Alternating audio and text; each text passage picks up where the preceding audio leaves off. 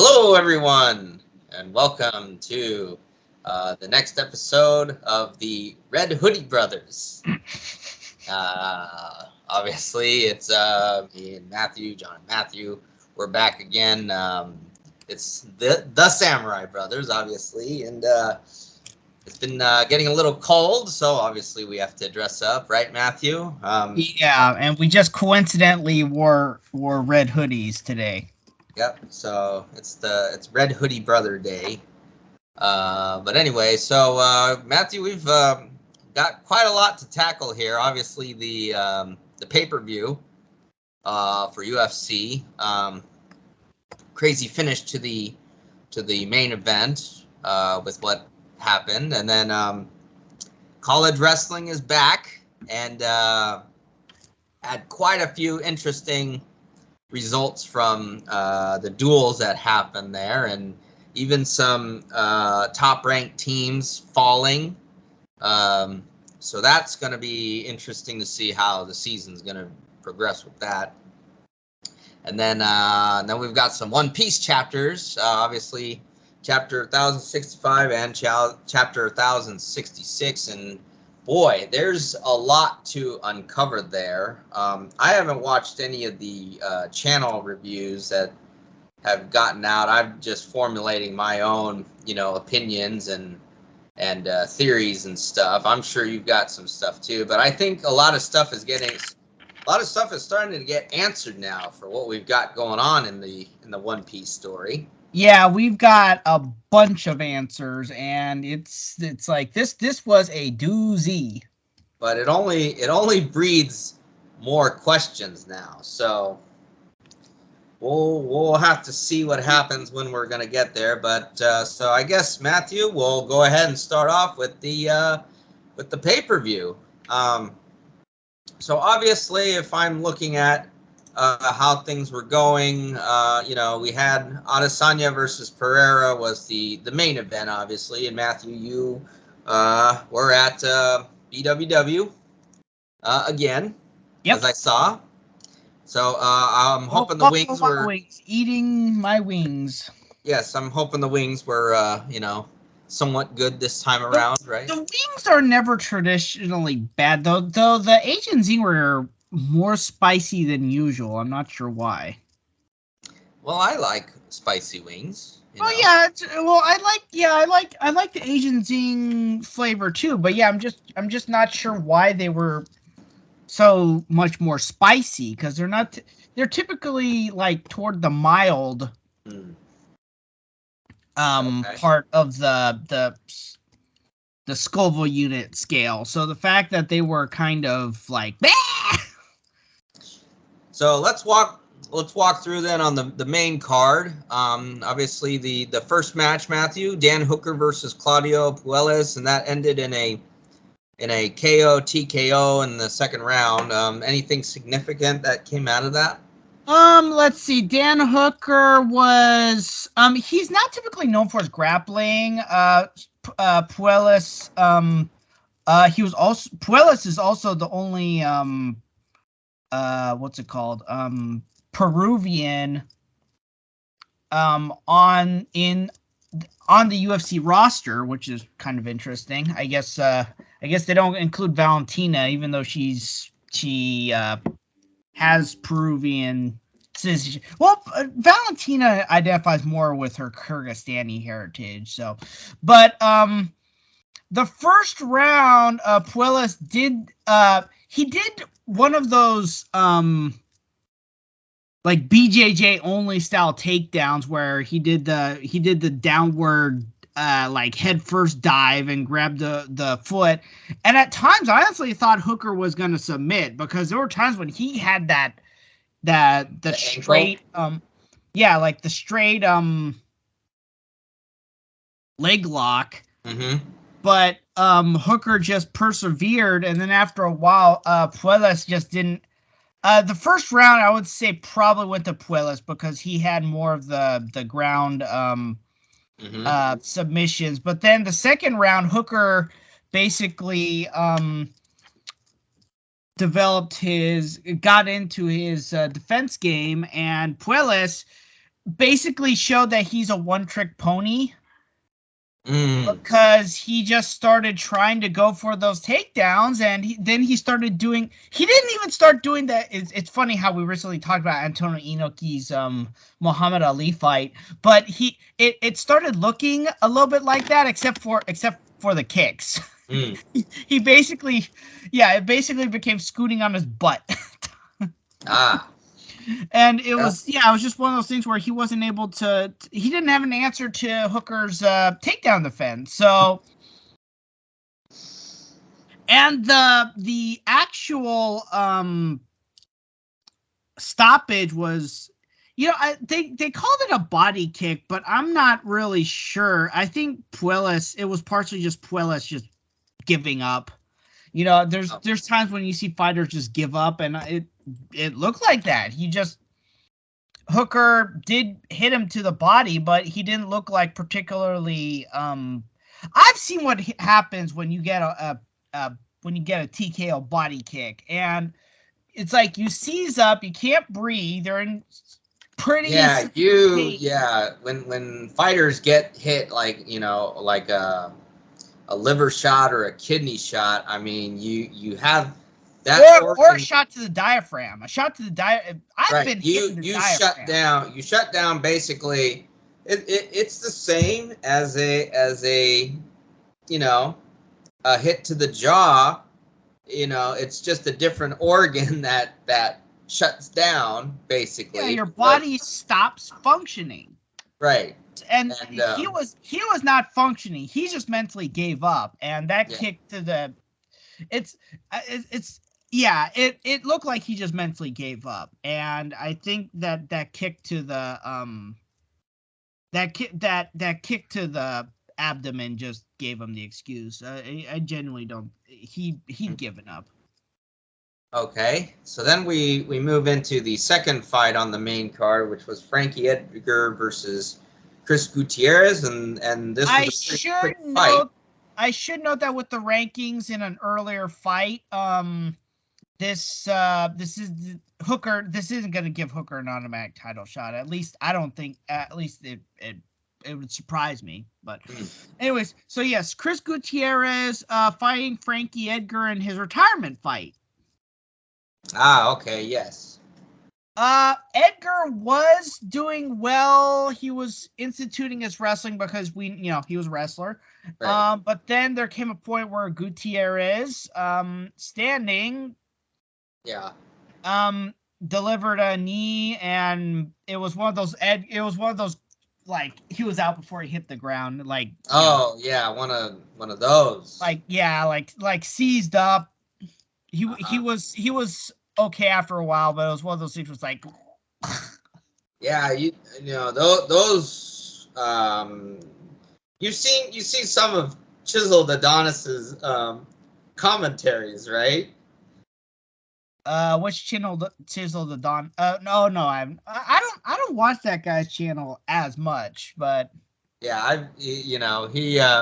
he likes to call people who get knocked out being sent to the shadow realm. That's his the obvious Yu-Gi-Oh reference. Well, right. Yu-Gi-Oh! Yes, he's a very big fan of Yu-Gi-Oh. He likes to bring up trap cards and all that stuff. But anyway, when they're really out, before they hit the canvas, they're gonna be kind of in that T position, and sometimes you see people their feet just curl up, like that. It just they're just not. Because your nerves are just like. Right, they've been all of a sudden just frozen and stuff. So that's one of two reactions you see to knockouts. You see them just go limp, or you see them seize up. Right. And when they seize up, it's like you could tell that their body's just on pure like instinct mode, because you could see their breathing is just like. And I think that's probably because with the mouthpiece in there, they're probably still having, it's like, it's inhibiting their breathing because they just start going.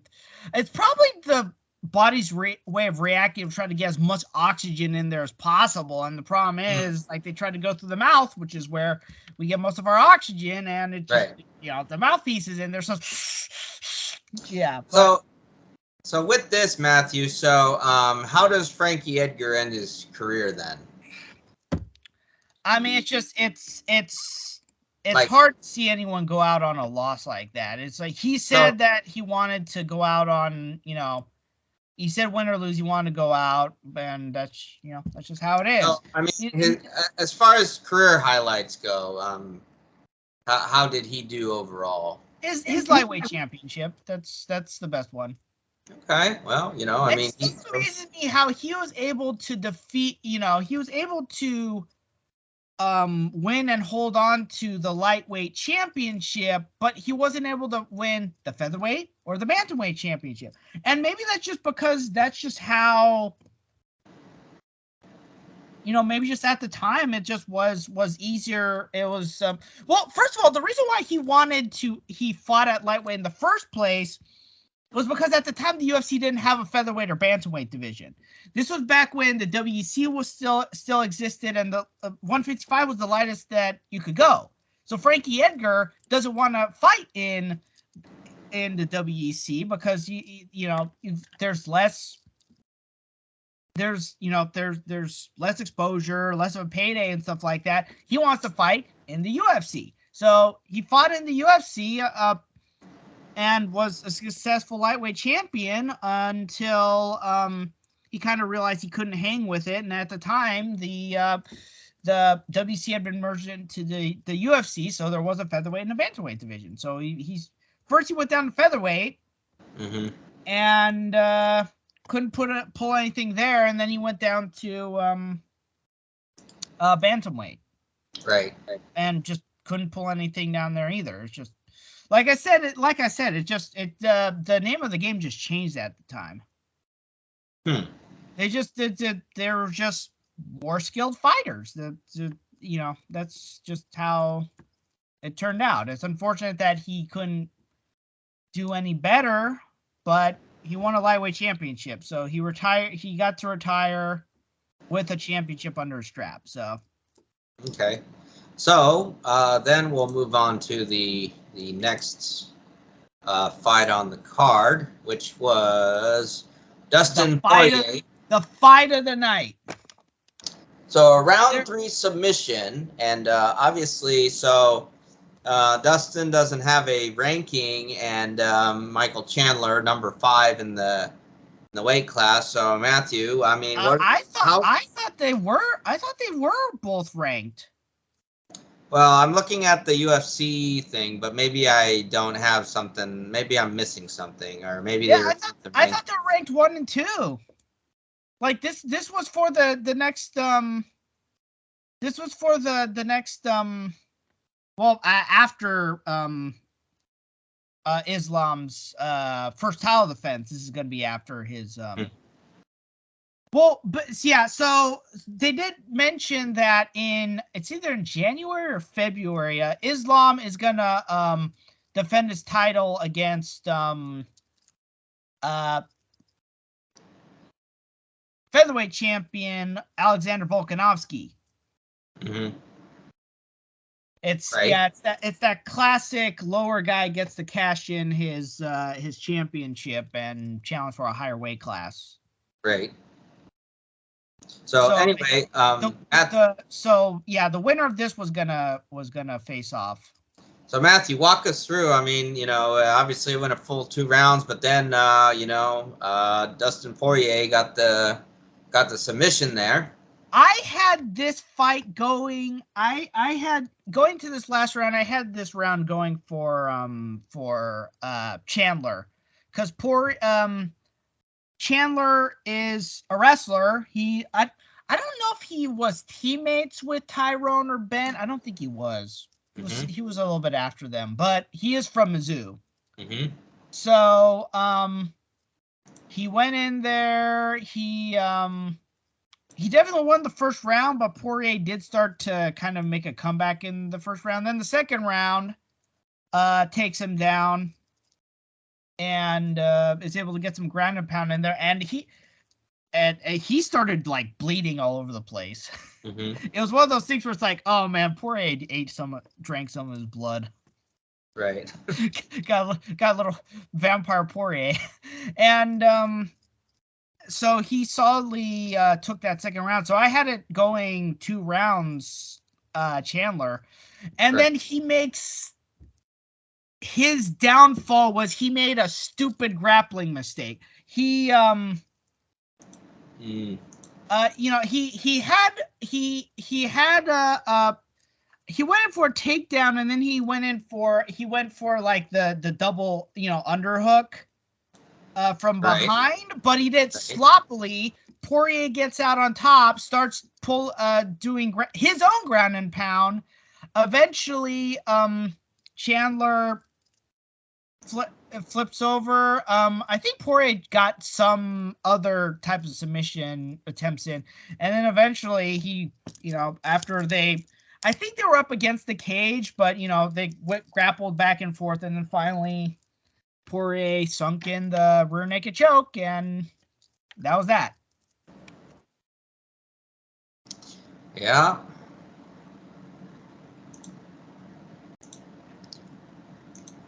So, I mean, obviously, you know, with Chandler was winning, and so was this an upset to you in this sense? I don't know. Like I said, there were 2 and 3. It was pretty close. I think the betting odds were pretty similar too. It was pretty close. I wouldn't call this an upset. Well, let me see here. Yeah, because they had Poirier as the favorite.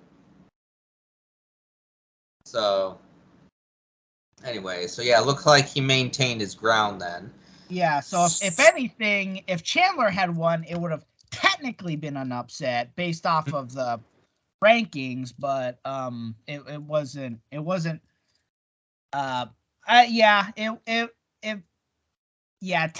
have been like a technicality based off of the rankings and the betting odds, but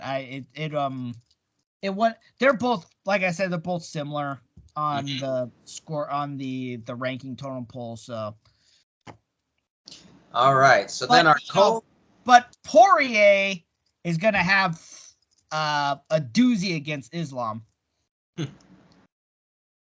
because we know Islam's a beast. He comes from that same Dagestani training from Khabib's father. Yeah. So, okay. So, Matthew, our co-main event was the women's strawweight title bout, Carla Esparza versus Zhang Weili. And it was a second round submission by the Chinese fighter. And was she not the champion before? No, it's Carla. No, I mean, didn't she have the title before at some point? Yeah, she lost via head kick to Thug Rose. Mm-hmm. And then they had an immediate rematch. Rose won that one. Uh-huh. So it looks like now Zhang is back on top. And then she retired Joanna. Uh-huh. Beat her for a second time. Right. Oh, yeah, okay. Yeah, she got that spinning back fist. And then I remember the when we went to watch their first fight, and Joanna looked like a misshapen, like partially melted Barbie doll. doing a lot of talking, kind of. That was just Joanna's. That was just what Joanna did. She was a smack talker. But to be fair, unlike, you know, the notorious one, she actually had the skills to back it up. She had a little bit of a ground game. Whereas, you know, Conor, as we know, had no ground game. Has no ground. Speaking of which, I've been noticing from pictures, Conor's looking huge, not fat. Huge. It looks like he's like getting ready for bodybuilding or something like. It's like his pectoral muscles are. It's like, what are you doing? Are you trying to go for an actual welterweight like run or something like that? It's like he's massive. aggressive. Like, what is? I genuinely want to know what are his plans here?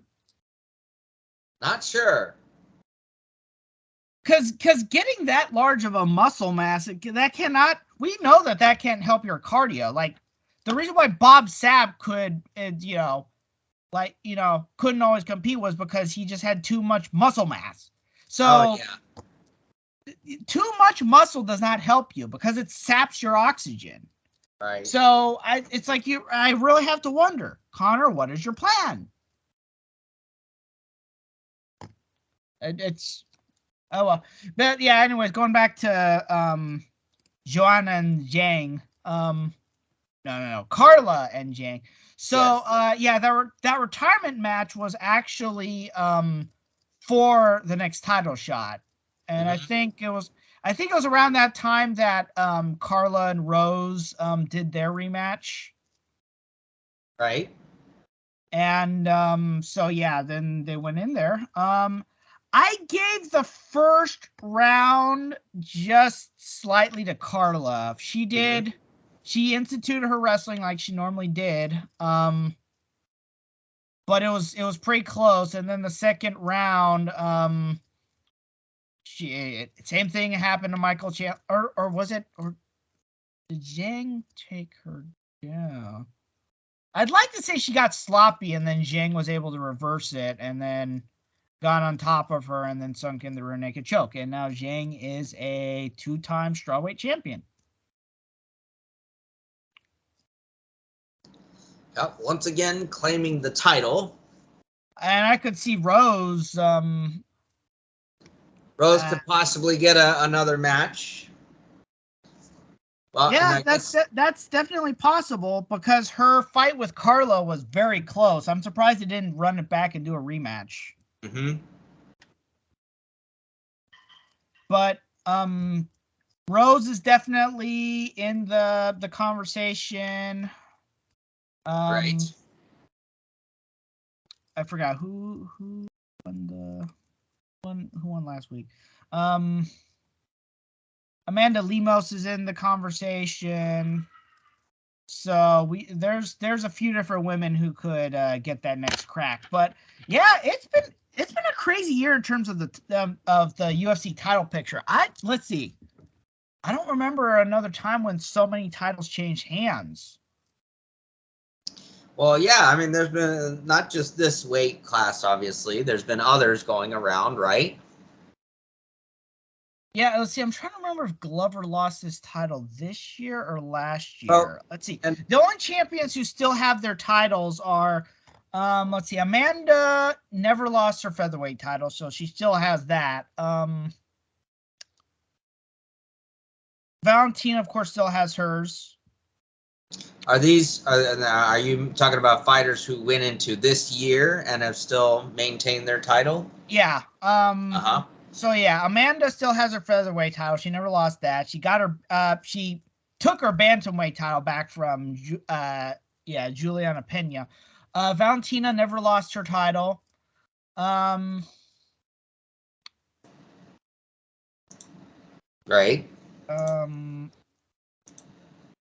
Bantamweight. Aljo, I think technically got that DQ loss from the DQ win over Petter, I think happened late last year. So Aljo, I think technically still had his title. As far as I'm concerned, he actually won the title.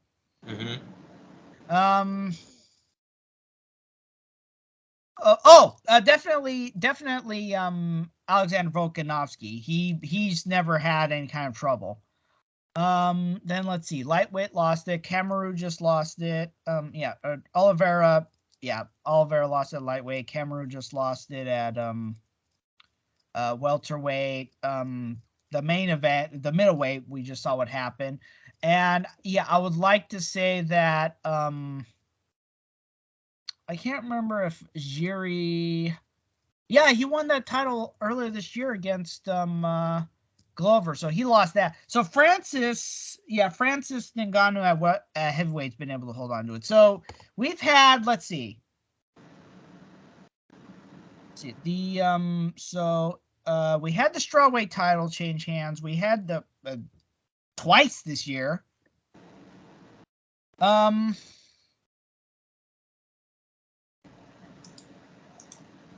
I'm trying to remember if Brandon Moreno lost his title early this year or last year. Then yeah, we definitely had the title change at lightweight, welterweight, middleweight. I'm gonna say light heavyweight. So theoretically, we're on 6. I don't know if there's ever been a year where there's been 6 title changes. Because there's been times when there's been stable champions, and then but other weight classes have been stable. So this is kind of this might be a record in terms of title changes. I'd have to look back, but I think this might be a record. Interesting. Anyways, so yeah, but yeah, those the gals I mentioned, Rose, Amanda Lemos, are kind of women I'd have in mind who would be up for a strawweight title fight.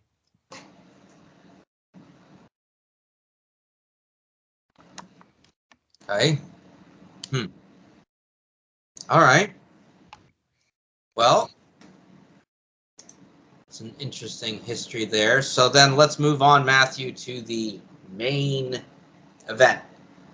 And so Israel Adesanya and Alex Pereira. And this did go to 5 rounds, but it did not go the distance. So it ended up being the second Performance of the Night award. And we have a new champion, right, in the form of Alex Pereira. And he's got the match stopped by KO TKO. Now, I did see the closing seconds of the match, and obviously, since it went to round 5, there was a lot more to the story than what's revealed in those closing seconds. But Matthew, obviously, once Pereira got his hits in, it looks like Adesanya just did not have an answer to try and get out of that situation, right? Yeah, he rocked Adesanya, and then it's like, it's really hard to try to gather your marbles once one of them pops, and then he just started hitting him, and he wasn't down, but it was but he was not intelligently defending himself. A lot of people are saying it was an early stoppage. I'm going to defend the ref. I'm sorry. It's like when your head is falling over and you're just taking shot. I'm sorry. You're just putting your hands out in front of you. Not even that. His hands were down. It's like he was not intelligently defending himself. I'm sorry. The ref did not have to wait for a guy to get knocked out on the ground. That was going on for 15 seconds or so. Yeah. That's the other thing. It's like people complaining about that. It's like, yeah. That is 100%. It was 100% justifiable. There's no doubt. 100%. I'm surprised the ref let it go for that long. To be honest. I'm going to say it right now. If I was a ref, which, there might be a time when I might actually try to be a ref. If I'm ever a ref, I'm going to say 3 times to someone who is just getting battered, defend yourself with that amount of time. And if they're not moving to change or anything like that, they're still getting battered, I'm going to step in. And if he starts complaining, I'm going to say, I told you to defend yourself 3 times. I'm gonna say that. It's just there's just that's one thing that they always emphasize. Even Israel was complaining right afterwards. It's like, dude, you are getting hammered. You are getting just bonked.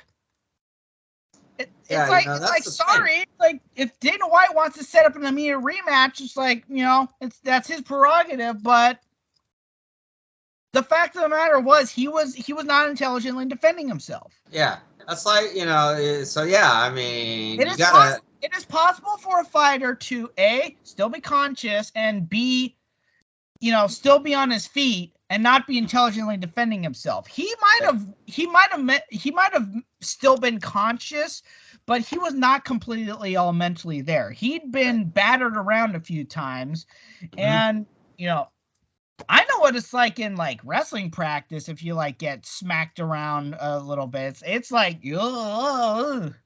Well, heck, that's like me when I got smacked at the sumo tournament, man. Yeah, but you went down right away. Yeah, I did go down. I'm sorry, it was not comparable. You did not stay on your feet and continue to try it. You were out. Not out, but you were out of the match. It hurt. Of course it hurt. Getting whacked in the head like that. Anyway, so we've got a new champion now, Alex Pereira. So I mean, Matt, what is the future for? Does he have any immediate contenders? I mean, could Adesanya, like you mentioned, could Dana White provide Adesanya with a rematch, or could Adesanya have to fight his way back? I've seen rematches done on less. Like Joanna, like right after she got knocked out by Rose, she got an immediate shot. So right. So I mean, is there anyone else strong that's in the division right now? I guess would be my question. That is a very good question because one of the reasons why Izzy went up a weight class was because he felt that he'd cleared out the weight class, which to be fair, he has. He's beaten all the top guys. Mm-hmm. I don't know. I genuinely don't know. Okay. I would have to go back and look at the rankings. Because Jared Cannonier just lost.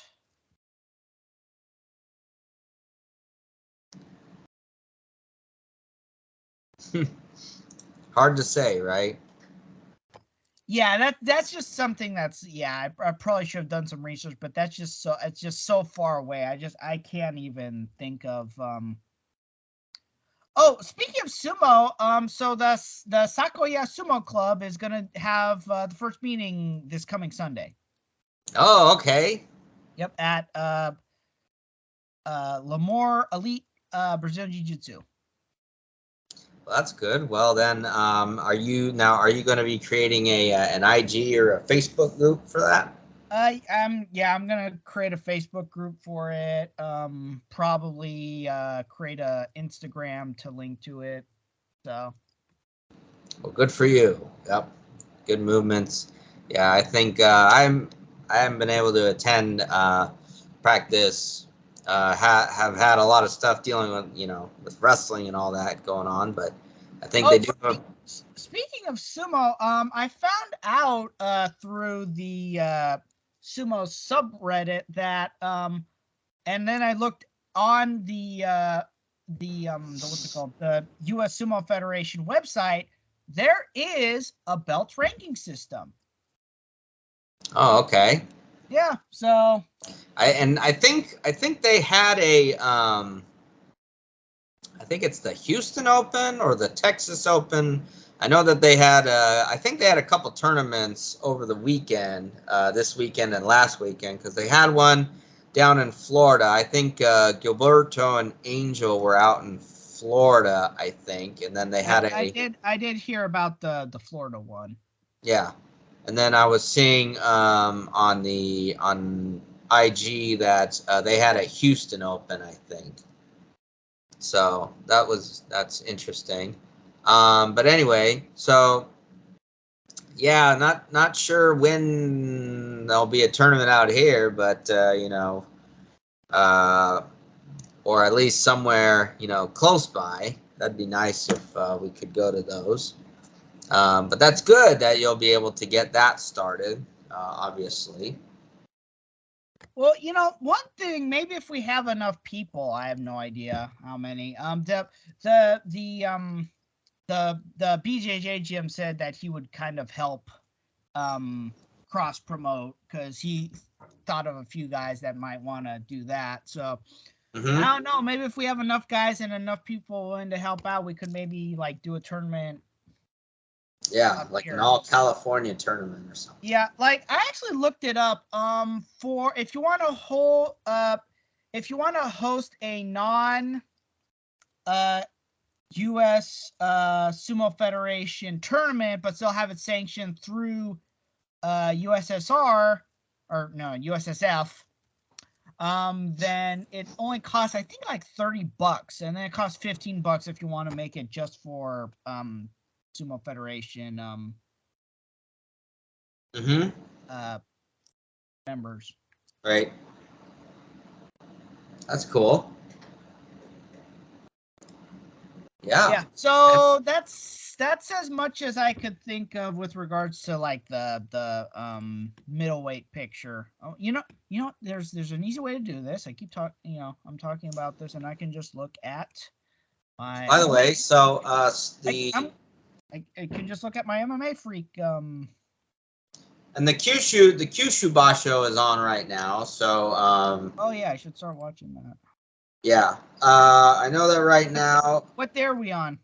We're on. Well, day 2 is done, and so obviously Teruno Fuji is out of the Basho because he had to get surgery on both knees.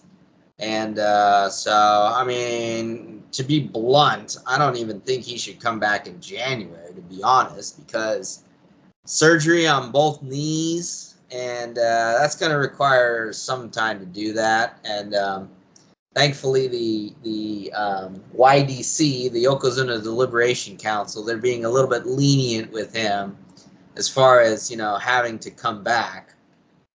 Because he's the only guy, and he just had surgery on both knees, so it's like, what are you? The only Yokozuna, yeah. So they need to. It's not like he's had bad records.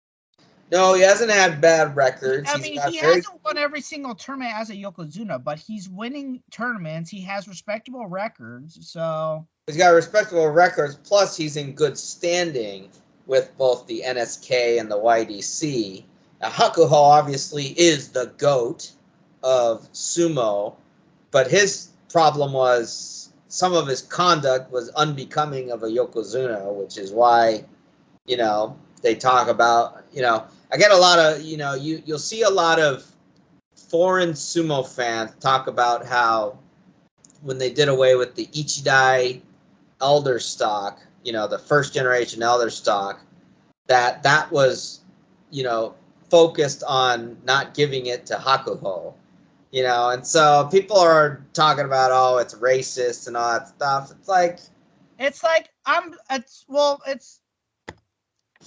Remember who you're talking about. You're talking about a sport where the Heias are allowed one foreign.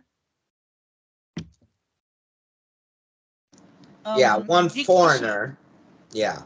It's like it's like, unfortunately we're just it's like, hey, yeah, you know what?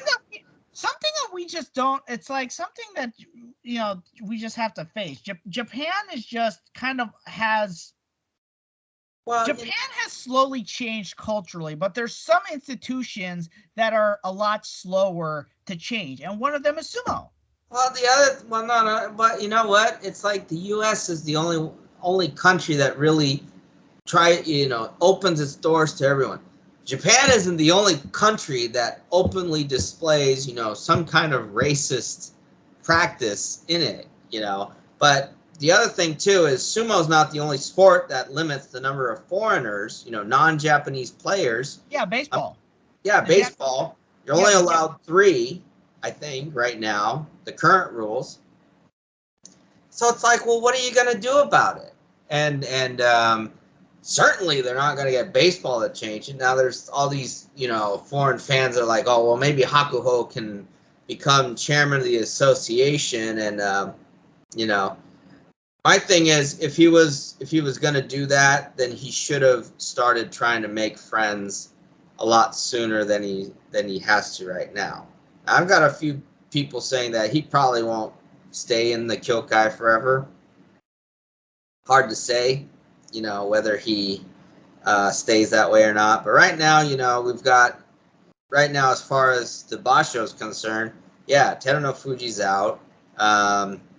You got 2 Ozeki only. One of them is in danger of losing his rank if he doesn't get 8 wins this Basho. So far, he does have 1. And then we had Mitake Umi, who fell down because of 2 consecutive losing records. So he needs to get 10 wins, which I think he won twice now. So he's only got 8 more to go. So it's a big, it's got some big hills to climb on this. And right now, the future of sumo is kind of uncertain because there's no heavy-hitting stars really, standing out. And we've seen that before. It was close to 30 years ago now, but there were no Yokozuna on the Banzuke. That was like right in between, like right before like Akebono. Right. So I think Asahi Fuji was the last Yokozuna, and then 7 Basho later, so over a year until Akebono came up. Then you had Takanohana come up too, and he was obviously the more dominant. So, got all the... And of course, Akebono displayed that any like reservations about whether a foreign Yokozuna would be able to have the conduct of a Yokozuna were right. Unjust. Now, granted, obviously, we had the headache that was Asa Shoryu, and we had dark moments in Hakuho's conduct, but the reality was Akebono, Musashi Maru, Teruno Fuji. Who were some of the other Yokozuna during Well, like you had Haruma Fuji, you had Kiseno Sato, you had Kakuryu. And they were all Mongolian too, right? Kiseno Sato was Japanese, but Kakuryu, Haruma Fuji, they were all Mongolian. But they all carried, the only Kakuryu didn't really have any controversial stuff. The thing that did Haruma Fuji in was the incident with the where he assaulted. Was that where he slapped a guy? Yeah, he assaulted Taka Noiwa, and that actually, the funny thing about that was actually the downfall of Takanohana in the Kyokai, because he refused to cooperate with the Kyokai, because a lot of times the Kyokai, and we've seen this before, it happens a lot, and it really shouldn't come as a surprise once it comes out in the news media that the Kyokai doesn't like things to get stirred up. So they try to settle things internally. And the problems that you have when things try to get settled internally is you can have a lot of people get hurt or something like that, which is how they had the hazing incident back in 2007. There was a junior wrestler who, he'd only been a Rikishi for 6 months or something like that, and he died because of heavy injuries that were inflicted. Oh yeah, I recently heard about that, because for example, a lot of I watched a lot of interviews for Konishiki, and he told him that he was saying that the hazing is just, especially back then, were relentless. And I actually saw video footage of Takanohana the First just smashing a guy with a belt, and I'm just like, oh my gosh, what is just? Well, there was a lot of. That reminds me that that sumo club that we were the sumo club that we were part of in Japan. We should probably talk about this. They had a dohyo under an overpass, right? And we would all get buck naked and put on our mawashis under this open overpass. Yeah. But there was like, I remember like those coaches were tough on those kids who won the tournaments. Probably because they expected higher expectations from them. Yeah, probably because they were supposed to compete at the national tournament, which they did. I right. remember. I remember we went to that Wanpakuzumo tournament, and Takanohana was there because he's a Wanpakuzumo alumni. Right. He was one of the first Wanpaku national champions. Yeah, funny thing about Takanohana is funny, you bring that up because there would be like a lot of if Takanohana the first was using a belt, I'd hear stories about how, you'd have some oyakata, they'd have like bamboo sticks. I heard a crazy story about one oyakata chased one of his wrestlers with an actual katana. So, no. Hey. When was this? No idea. Well,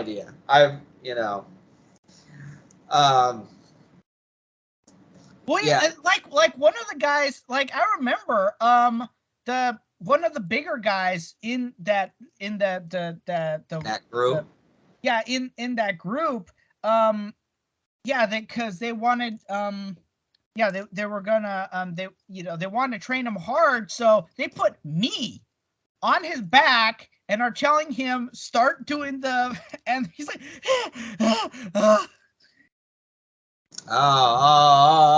Okay, yeah.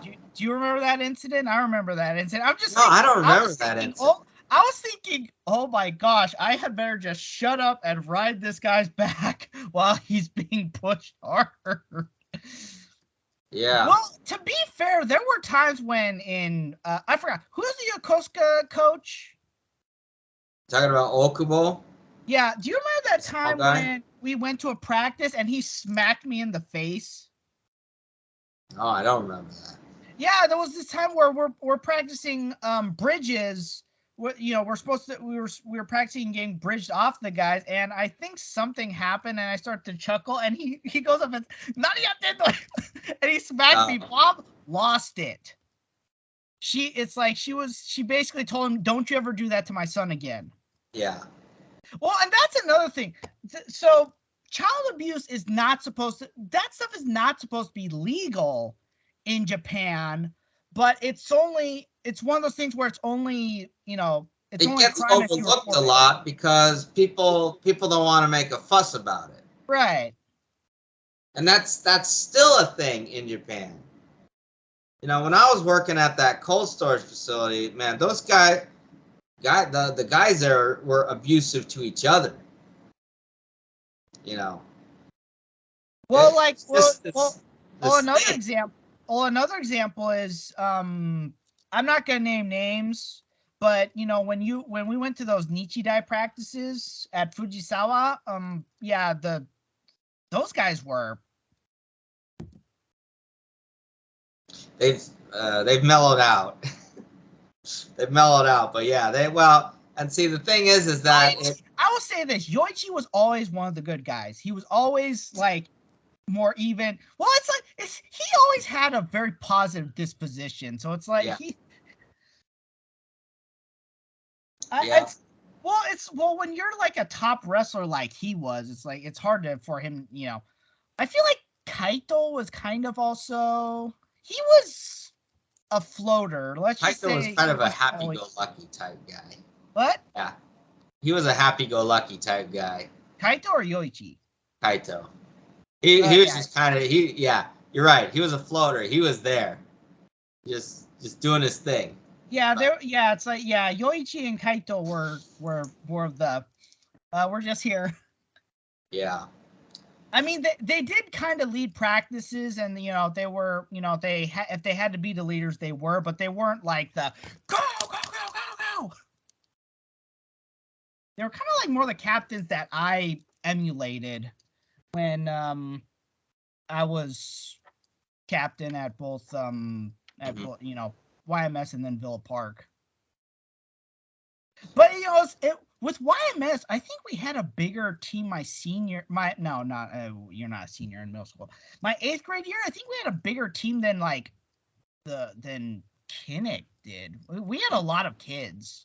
My 8th grade year, which was kind of surprising because we had less than 10 the year before because that funding issue. But yeah, so I can't imagine how those high school, the Far East schools, how much they have to struggle because of the turnover, especially now since the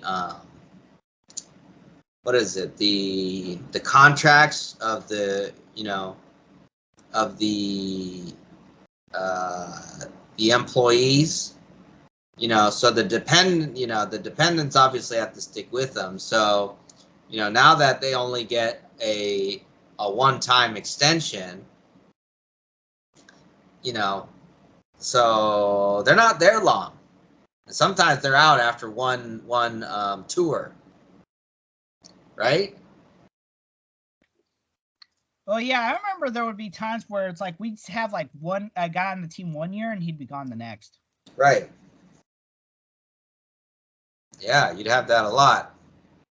I remember when Kinnick had the guys in place they needed to win that Far East tournament.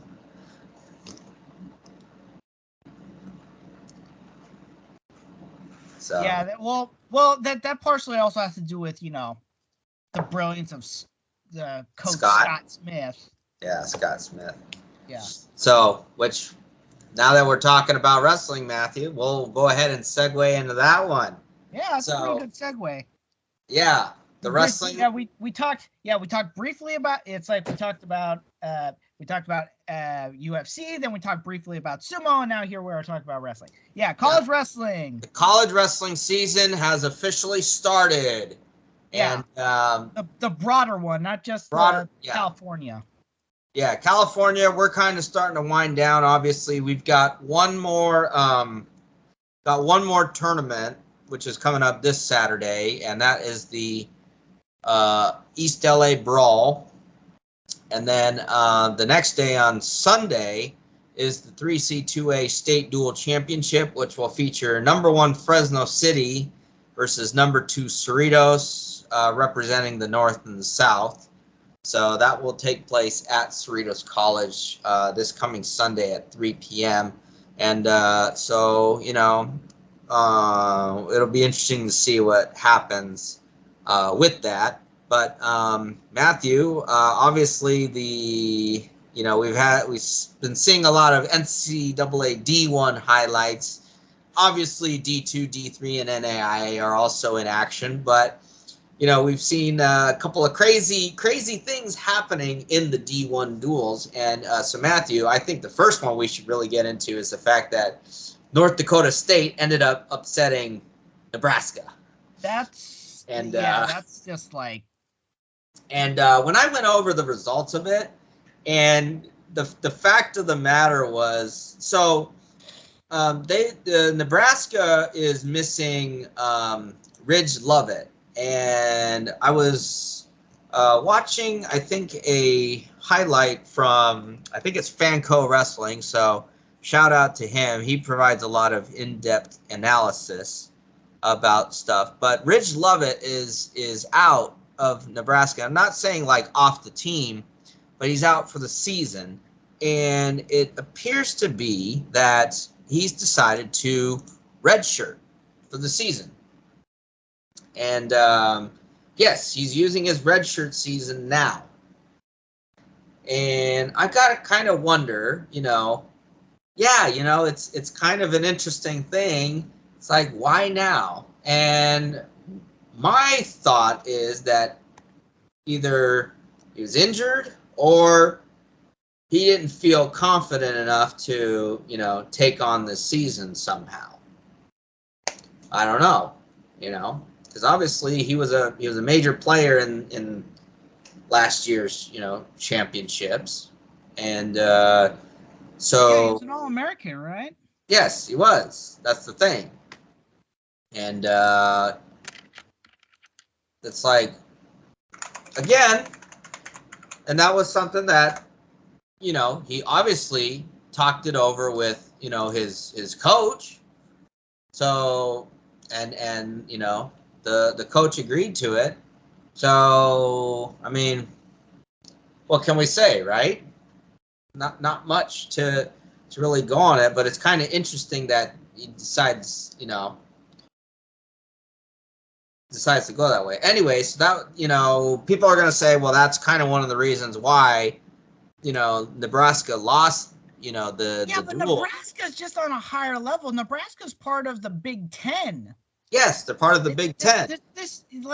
They should not be losing to North Dakota State. And here's the other thing. North Dakota State, you know, obviously they pulled off certain upsets, and some of that was that some of these guys from North Dakota State were either ranked way down towards the bottom, which I was talking with Dad about this, but if you look at the way they do the rankings now, they do it all the way down to 33rd place for whatever reason.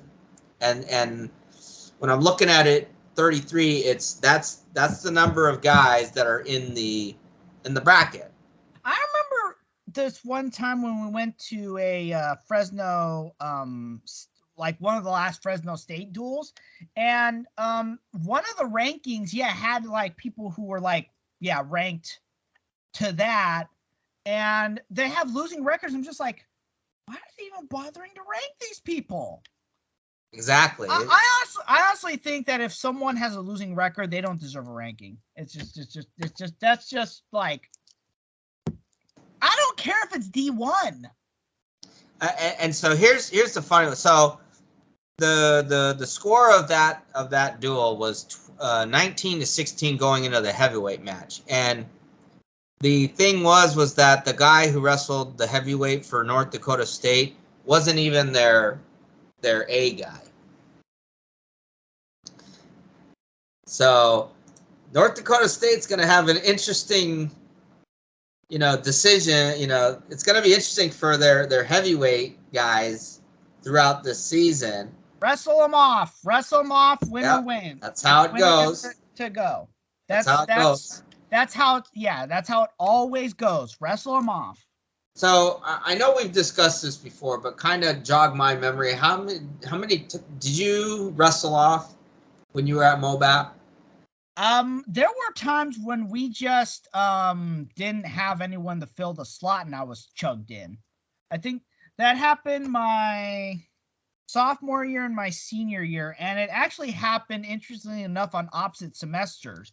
So we had some guys who were in the 33-41 area, but they weren't eligible. It was the first for the fall semester, so I was being chugged in there just to fill in the make sure that there wasn't a hole. To fill in the hole until the spring semester, when the guys were eligible, and I was, you know, I didn't have a problem with it, because there was this one time where we had to wrestle 3 times in a row. We had 2 duels and a tournament, and I was just like, I'm fine with this. You're just getting out there, right? I was just like, I'm fine with this. You guys have to wait 3 days in a row. I don't have to wait until the tournament. I was just like, I'm fine with this. So, you know, I obviously, you know, now, you know, people are starting to say, well, it's like Big Ten better watch out, you know, kind of thing. But the other one. Crap. Well, here was the other one. What was it? Where was it? And we do see that Cal Baptist is now in. There's always this thing about whether or not they're off their probation or not. I can't tell. But they wrestled Cal Poly and they wrestled Vanguard. So, you know, they're out there, it seems. What was the one that, Iowa State defeats Wisconsin. So that's how people are starting to say, well, you know, what's going on with Big Ten? Because on paper, Iowa State was not supposed to win this duel. Let me see here. And obviously Carr, so David Carr went out and did his thing. And if you remember, Matthew, David Carr was their best guy, and he had an injury, so that, you know, he got knocked out early in the tournament last year. But he went against Dean Hamidi, who was a top-ranked guy for Wisconsin as well. I just looked it up. What's it called? Cal Baptist is now is clear. They're clear. So now they're officially they're clear. They're done. Yeah, they're clear. They're done with their what's it called? Their probation. So they're in the Big 12 full time. Big 12 full time. So, and obviously, I think they were dueling Cal Poly and Vanguard just to start off their season, but they will have to then. Well, they're the local college. They're the local what's it called? Yeah, exactly. So let's see here. Oh, this is the first year of transition for Lindenwood. Yes, I'm looking at the results here, and so Missouri, obviously. Queen's University of Charlotte. Who are they? No idea. Who? What? Anyway, so that's how that. I wasn't even aware that this school had a program. Who in the world are these people? Well, I'd say it's a good thing that programs are starting to pop up. Yeah, I mean, it's nice, but Charlotte, what in the world? So, Matthew, let me get into the second weekend that we had. Obviously, they had the Michigan Open, or the Michigan State Open, I believe. I won't go too much into that because, you know, they had what they had. But they did have, so then we go into Friday night results from this last Friday, and it looks like Big Ten fared a lot better than people are making it out to be. Because first thing you had was defending champions Penn State defeat Lock Haven 44-3, and what I'm curious about that one is Lock Haven took the first match. So, and I think Penn State did not have a strong 25-pounder last year, and I think it's kind of, and I think that person graduated. So theoretically, you could possibly get a new or better guy in there. But you know, as I recall, has Penn State had a consistently good lightweights? They've always been good at their middle to heavier weight. I think 25 pounds. I think they've all, you know, to my recollection, and if anyone in the audience wants to prove me wrong on this, I don't think they've had a strong 25-pounder.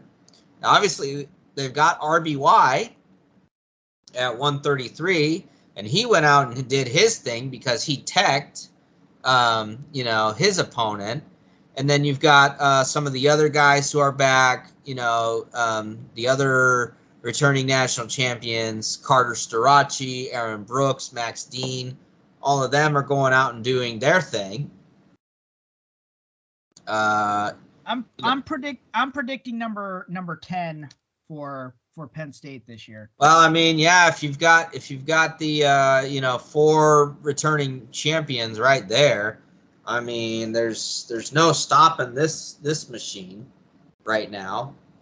So, you know, it's going to be interesting. I think I was reading Kale's only 43. Yeah, we were talking about that quite a few episodes back, where we were talking about how, you know, obviously Penn State's not gonna catch the likes of Iowa or Oklahoma State, you know, for the most, you know, championships, but Kale can certainly catch Gable. Yeah, he can catch that personal best. Yeah, that personal best. Unless something happens, I really do think he's not only going to beat him, he's going to surpass him by who knows how many championships. Because he's only 43. Yeah, he's only 43. Gable, obviously. So Gable, I think, yeah, he owns the 15. record.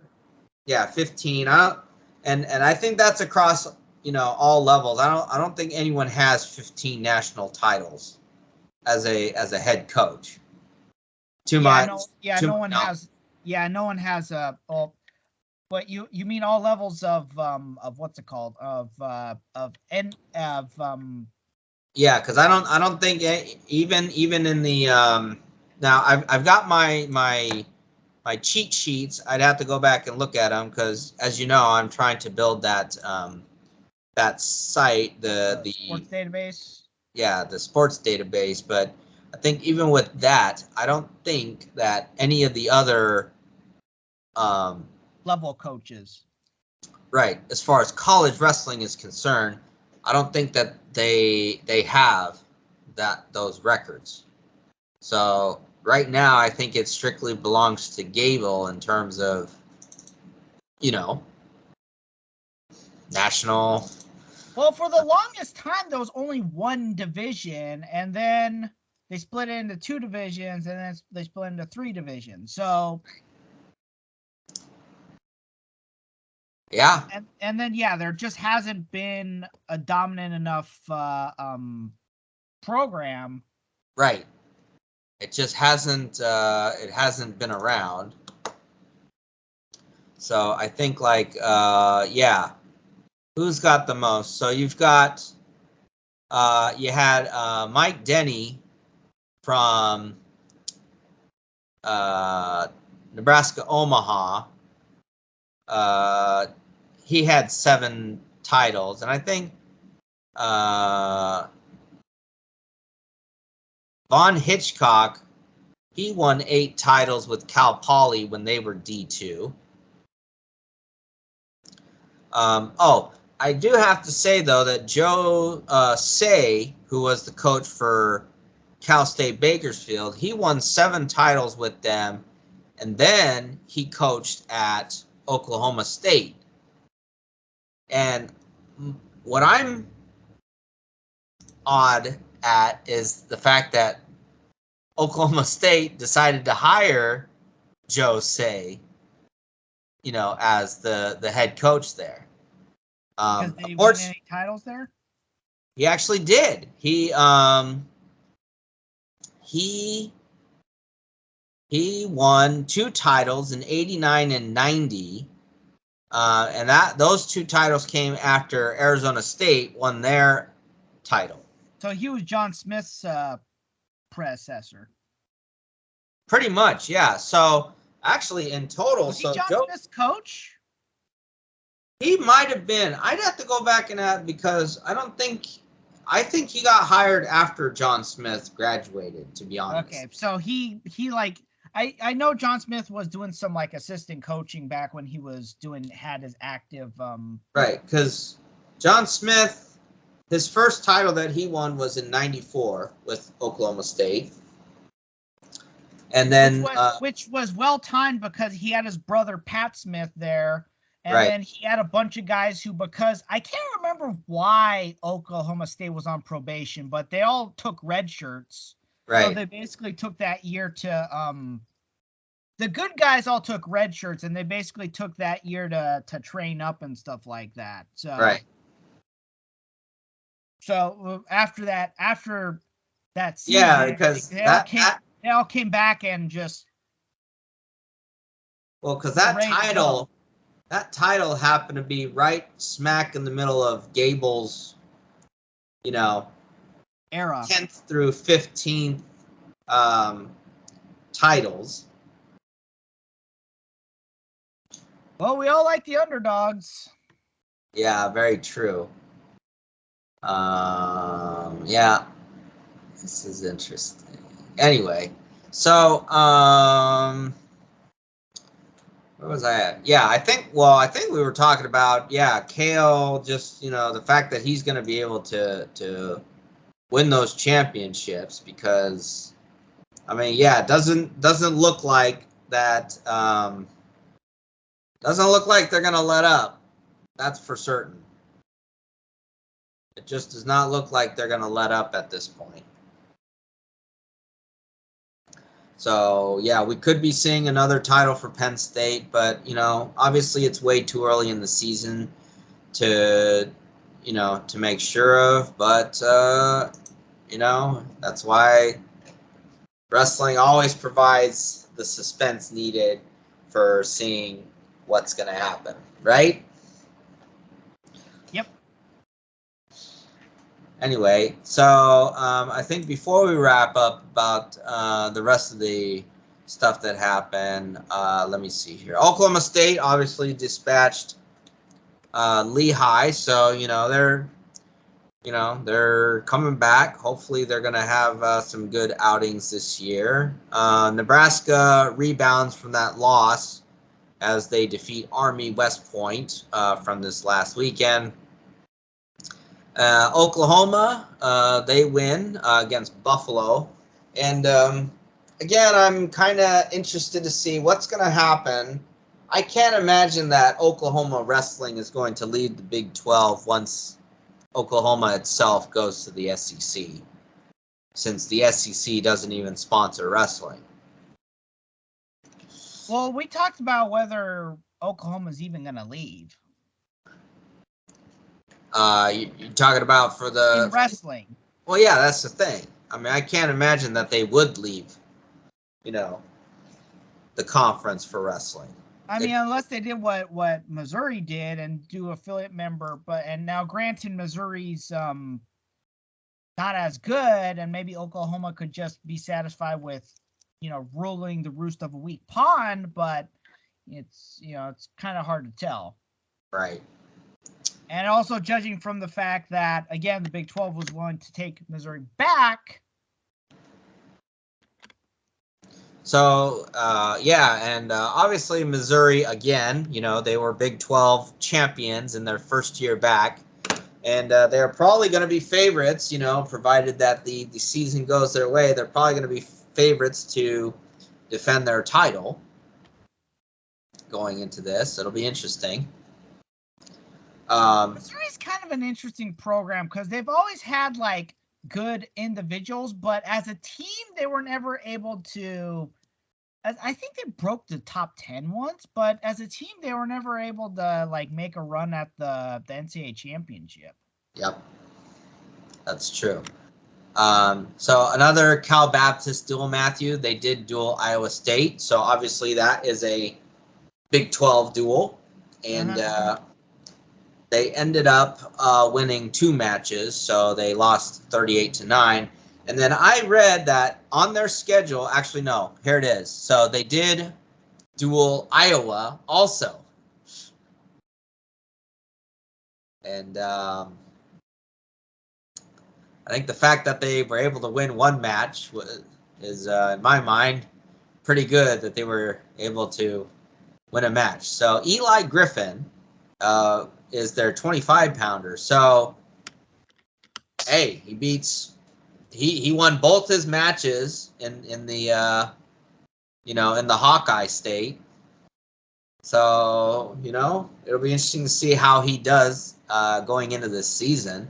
Cal Baptist, you know, hey, maybe they'll have at least obviously get a couple of guys to qualify for the national championships, and then hey, if they can get an All-American or 2, I think that'd be quite something, right? Well, let's see. How did Oh yeah, we should note that this is the first year that Cal Baptist is under new leadership because yes, because Lenny? Lenny Zaleski retired. Yeah, Lenny Zaleski retired. And interesting, right after getting inducted into the National Hall of Fame. Yeah. Interestingly enough, he chose, if you remember, Matthew, because he had been at UC Davis, and we both remember how that unfortunately went down, where, you know, they had a national champion, eerily similar to what happened with UCLA. And with Oregon. Yeah, wrestling. Year after you have individual national champions, bye-bye program. Yeah. That's also like what happened the first time with Fresno State, because they because they had Stephan Abbas. He won 3. Mm-hmm. And bye program. Yeah, it's just like decisions like that just don't make sense. It's like, why are you gonna let go of your program right after they have a national champion? That's like the peak. You should keep it going. Yeah, exactly. It's not like Fullerton. It's like I'm sorry with Cal State Fullerton, but they just did they ever get an All-American? No. The unfortunate side of that was Wade Sauer was ranked number 2, number 1 in the country.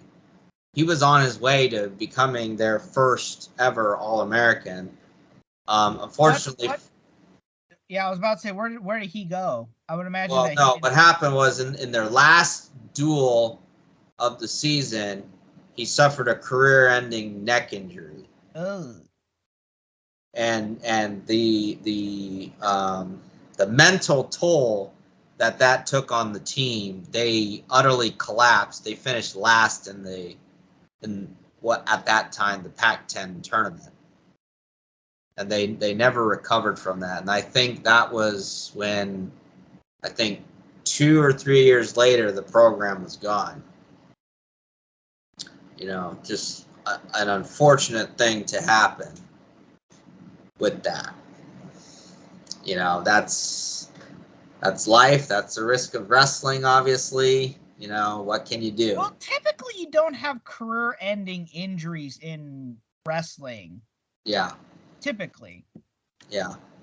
Because most of the guys who go into wrestling, they'll do some kind of athletics afterwards. They'll wrestle or they'll do MMA or something.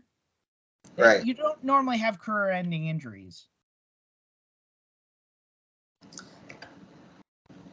So, and I forget what the guy's name is, but yeah, the guy who won for Zaleski at UC Davis, he was handpicked by Zaleski as his successor at Cal Baptist. Yeah, and he'd been his assistant coach for several years anyways, so. Yeah. So, anyway, so that's where they're at, and we'll have to see how it goes, but yeah, I mean, I'm looking forward to seeing how this season will go, Matthew.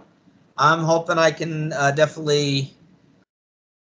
I would love to get a Flow account, but Flow Wrestling account is a little bit on the expensive side right now. So. Well, the reality is, Cal Baptist got the hardest thing done, which is the probation. Which I think was probably the hard. Well, at least Cal Baptist, the wrestling program, wasn't the only one that went through it. All of the programs went through it. I'm just amazed that it can take that long for D1 to have to go through a probation like that. Yeah, for D1 especially, it's like you're basically they're basically punishing you for going up. They're like, oh, you want to go up? Well, you're gonna have an entire generation of athletes who aren't going to be able to compete. Yeah, or like with what was it? Nebraska Kearney. Remember Nebraska Kearney would win all those D2 or no, was it not Kearney? Omaha. Nebraska Omaha was winning all those national titles, and then when they decided to transition to D1, Nebraska Lincoln didn't like that, and Nebraska Lincoln wanted to be the only Nebraska, D1 wrestling program, so they had to cut the program. It's a shame how sometimes the politics of that can, ruin a program. Well, their loss was Maryville's gain, because the coach went to Maryville and he took a bunch of his wrestlers with him. So. Okay, well. So with that being said, Matthew, again, we'll, as we get later into the season, we'll see how it's going, especially once we get to the point where we talk about the Penn State Iowa duel. Get to that point. Anyway, so Matthew, let's transition into One Piece, and a lot of things to. A lot of revelations. A lot of stuff on this, and so let's get right into chapter 1065. Obviously, they're getting touring the lab, and one of the funny things is so obviously it's been revealed that Karibu has revealed himself to the crew, because Zoro and Brook are kind of having a conversation with Karibu, and I guess Karibu made a agreement with Zoro that he wouldn't try to capture people because he wanted to get let off, but obviously he doesn't want to be around a government island. It's like I didn't agree with this. It's like the agreement was next island. This is the next island. Get off. So I think Karibu may or may not play a role, in this saga, in this arc to a point. So that'll be interesting how that goes. So Zoro and Brook are obviously guarding the Thousand Sunny, and then in the meantime, you've got Usopp, Nami, Frankie, Robin. They're all talking with Edison, who is obviously the brains of the group, or of the the Vegapunk. He looks like a robot. Yeah, he does look like a robot. So let me see here. Obviously, you've got.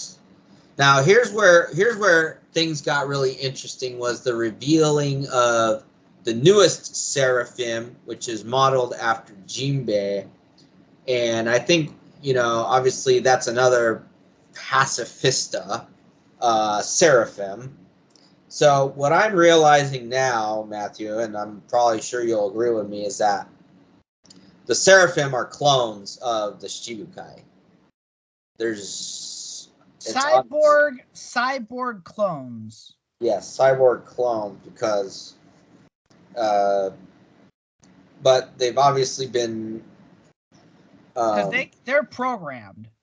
Yeah, they are programmed. They've been what is that word? Not generated. But yeah, they have been programmed, and they are gestated? No, not engineered. They've been engineered and stuff to be stronger, clones of their original selves. So, yeah, it's yeah, the Straw Hats started battling him and were having issues. they were having troubles, but then it was, and you've got the various. Well, at least they weren't getting utterly destroyed like the first time they faced a pacifista. Right. They were at least they were having trouble, but they were at least hanging with him. Right. But the funny thing here is that you've got the other parts of Vegapunk. They're all trying to watch the Straw Hats battle the Jinbei Seraphim, and the other thing is that they're trying to get analysis data, for the battle. Probably because they want to figure out how to make this thing stronger. So when you think about it, we've seen at least 4 Seraphim, because there is a Kuma version also. So there's 4 Seraphim. We've seen Kuma, we've seen Jinbei, we've seen Mihawk, and we've seen Boa Hancock. Which means that there's definitely going to be a few more. I'm going to be. Adult you got Flamingo. Flamingo. I don't know if they were able to successfully clone Blackbeard or not. They'll definitely have Weevil. That's going to be without a doubt. They'll have Weevil. Here's a question: are there just 7 Seraphim? Did they get right. other like Like what's his No name? Flamingo. No, I'm thinking of Crocodile. Oh yeah, you're right. Crocodile. And that's 9 right there. I think over time there was what, 10? Oh no, 11. Because you got to throw in Buggy. You also have to throw in Law. Yeah, like did they do them as well? Hmm. Yeah, it's undetermined. And my thing would be, well, how did they obtain DNA samples to create the clones for them? Well, it's simple. They made them Shichibukai. They probably had to come by at least once, and you had all of them going to what's it called? Marie-Joie? The what's it called war? Oh, the Summit, yeah, Summit War. the Whitebeard War, the Summit. Yeah, you had all of them go to the Summit War. Right. And then they had Jinbei in jail and impel down. Right. Yep, you're right. So there is that. And what's interesting here is how the lineage factor comes up, and apparently the lineage factor is how they've been able to create the clones. Now, Matthew, if you remember, the lineage factor is something that Vegapunk. It's the DNA. It's the One Piece world equivalent of DNA. Right. And so, the guys really experimenting on this was, you had Vegapunk, and then you had Judge. Judge. Vegapunk's been involved with a lot of people, obviously. And so the lineage factor is coming up now again. So that's how they've been able to take care of that. Eventually, you had Shaka order the Seraphim, Seraphim to stop. And didn't it also have to do with someone was gonna do I think one of the what's it called? One of the Straw Hats was gonna do a finishing blow. So in addition to Shaka shutting the Jinbei Seraphim down, they also activated the magnetism in the boots they were wearing. Right. And so I think one of the things we're now going to be looking at is the fact that we've got Luffy's group comes across a robot. And then the other thing is Shaka is going to tell them about what happened 900 years ago. Now, if you remember, 900 years ago, at this point in the series, is the start of the Void Century. And it's a perfect segue into chapter 1066. So, chapter 1066, obviously, Shaka is explaining a lot about he's explaining about the what happened, and it's basically the Lost Kingdom, and the battle between the Lost Kingdom. And they were a technically advanced right. They were a technically advanced kingdom versus the 20 families. Now, my theory about this, and I haven't seen any of the other One Piece commentators yet, but I have to imagine that this kingdom was probably the Lunarians, or at least cousins of the Lunarians, because they had to have come from the moon. Because as you and I both know, the moon is where all the technically advanced, not archaeology, but all the technology is coming from. And I have to imagine that, so I don't know if maybe in some way. Oh, right. I've seen some commentators talk about how this may play into NL becoming relevant again, because he went to the moon and powered the and I gotta kind of I have to wonder in a way, and maybe this is kind of an ironic thing, but maybe the ancient kingdom, and this is just a guess, maybe some way they were a threat in some way to the world. I almost kind of wonder about that. and maybe the technology that they possessed was going to be so damaging, like it would be, you know, kind of like a nuclear fallout, you know, of the version of the One Piece world. And the 20 families decided that they had to protect that in some way. It's kind of a really left field theory that I've got, which probably doesn't hold up.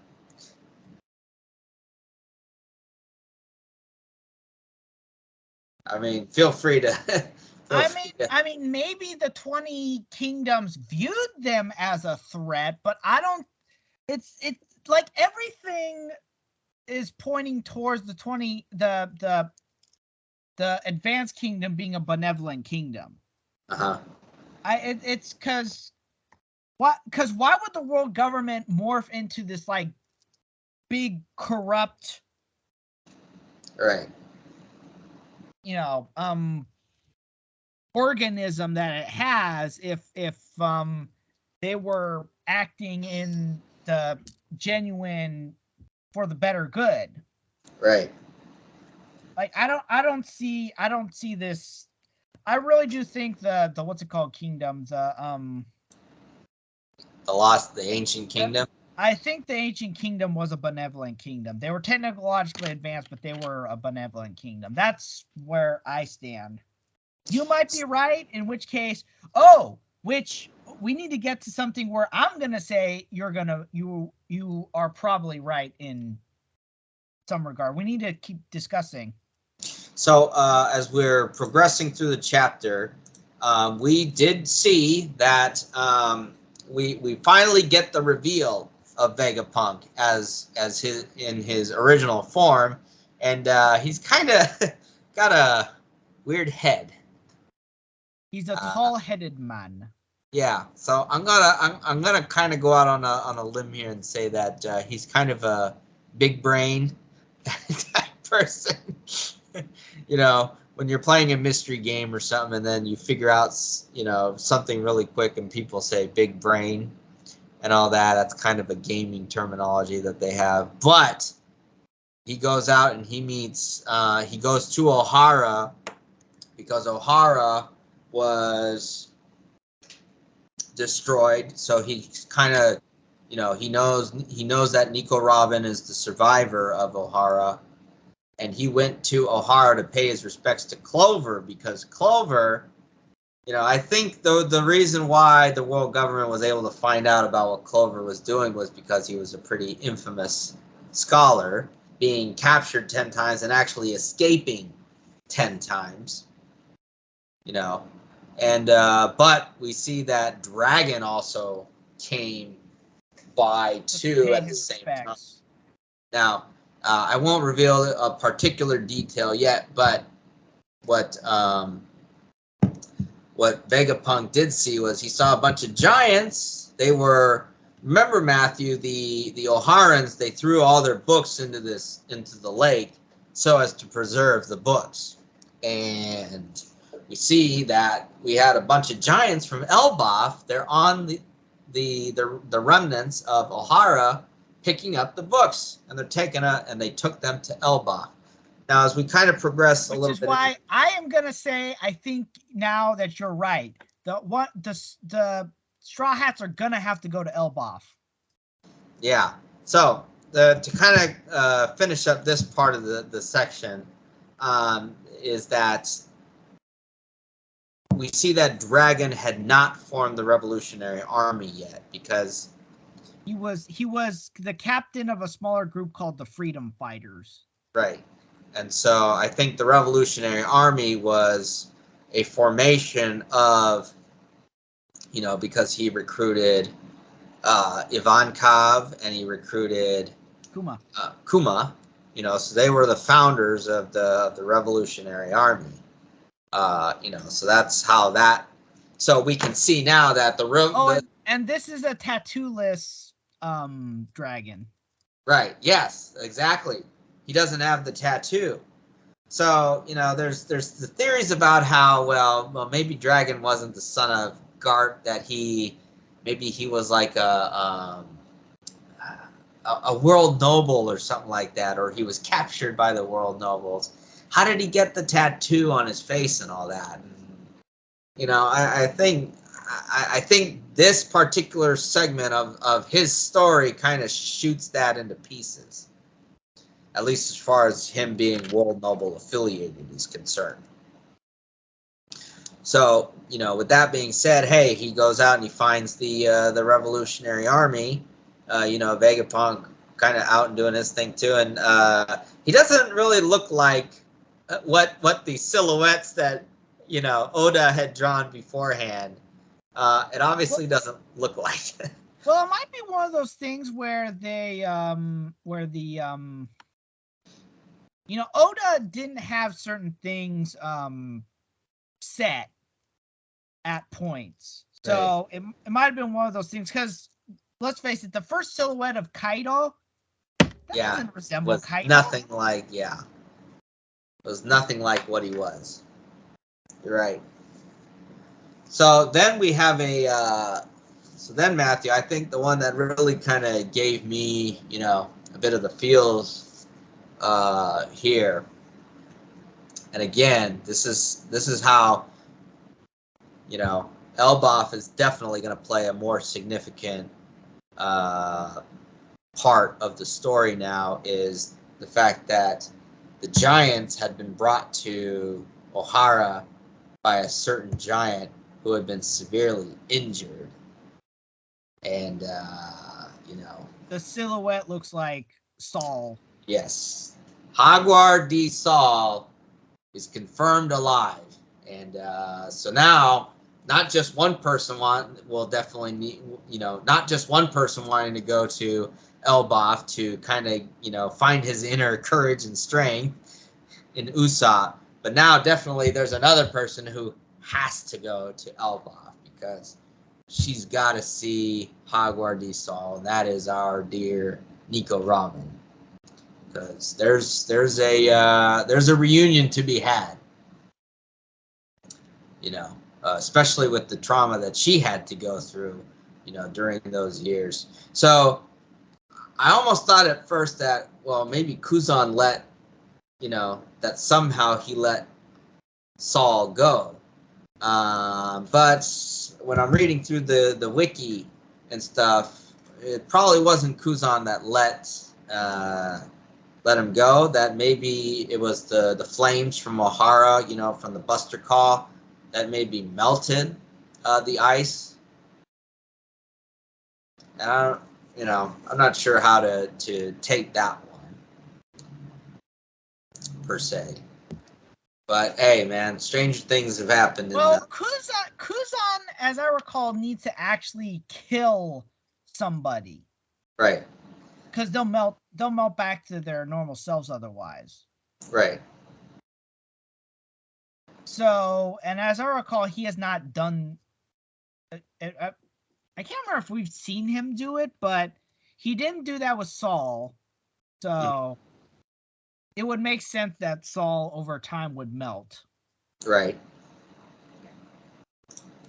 So yeah, he does mark D number 3 that was laughing in the face of death and lived. Yes. Obviously you had Luffy. And then who was our other person, Matthew?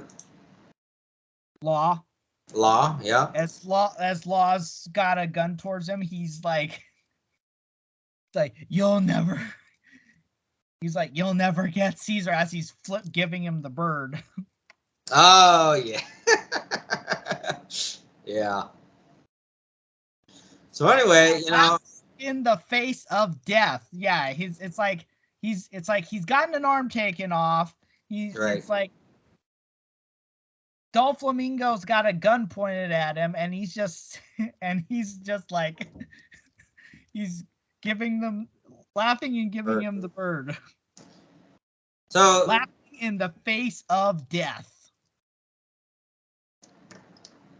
So obviously Shaka's got more to show them, so we'll have to see how that goes with that group. And then finally, Luffy and Chopper and Bonnie and Jinbei have actually found the Vegapunk.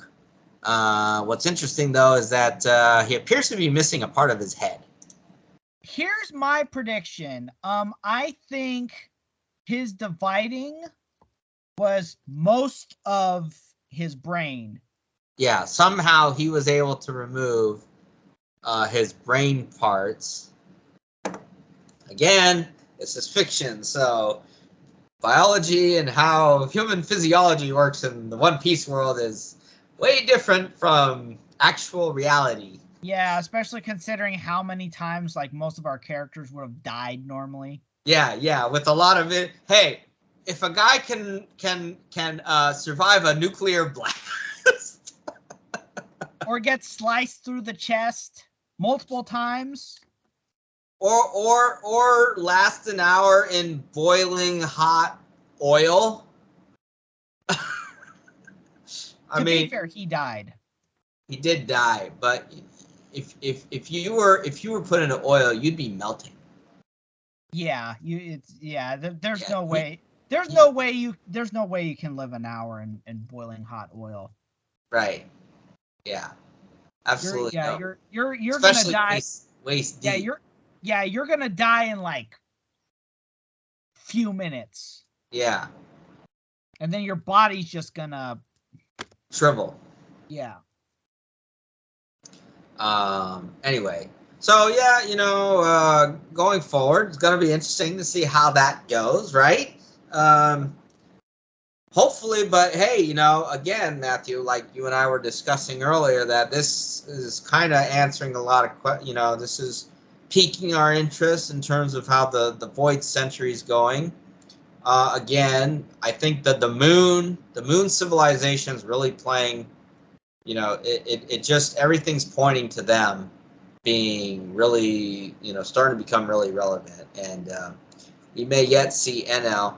I'm almost kind of wondering if maybe NL will have a role in the fight against Emu to an extent, because man, wouldn't that be interesting?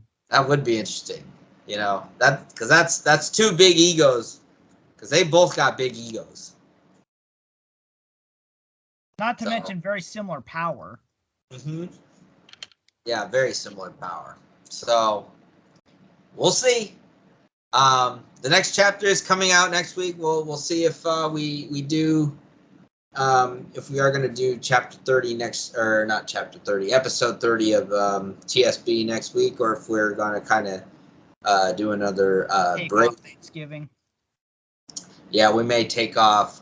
Next week is Thanksgiving, so we might do that, just depending on how our schedules are going. I think we're kind of going with a bi-weekly schedule, but we'll see how we're doing with our audience.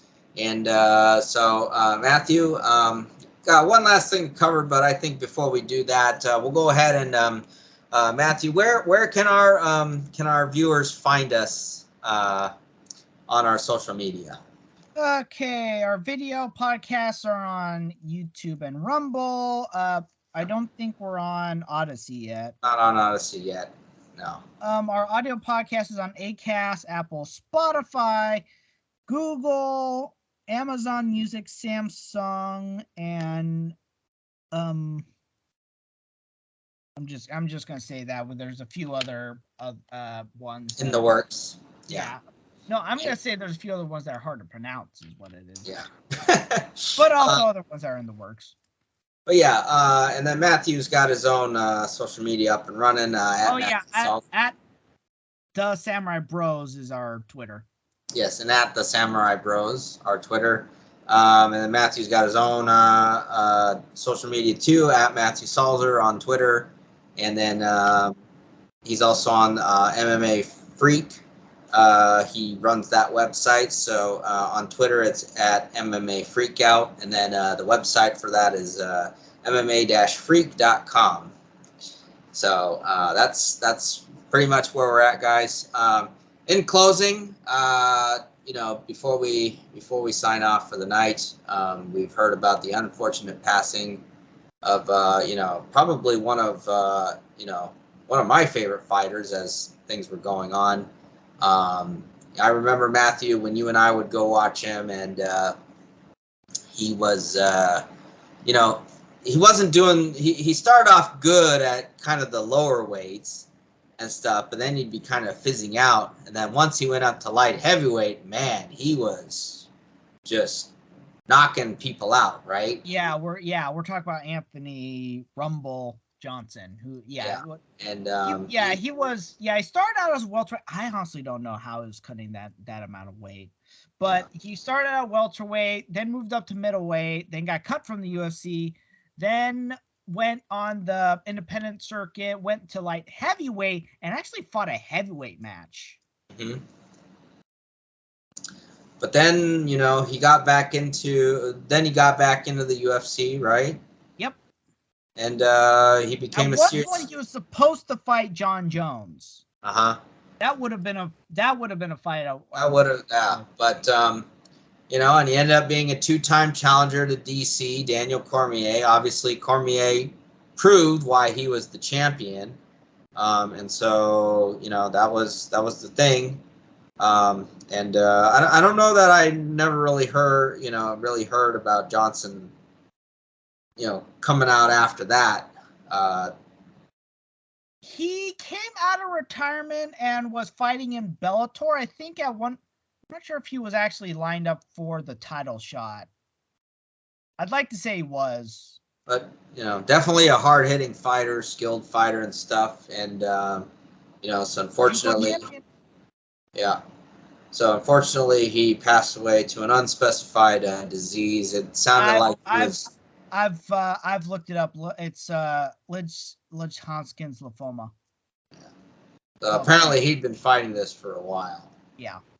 So anyway, another person unfortunately gone. 2022, has taken quite a few great people from us. But so. We remember Anthony Rumble Johnson for giving us some great memories and stuff. Anyway, so, hopefully, his peace to his family and stuff during this time. So with that being said, ladies and gentlemen, hopefully we'll be seeing you again very soon, and hope you have a great rest of your week. We will talk to you soon.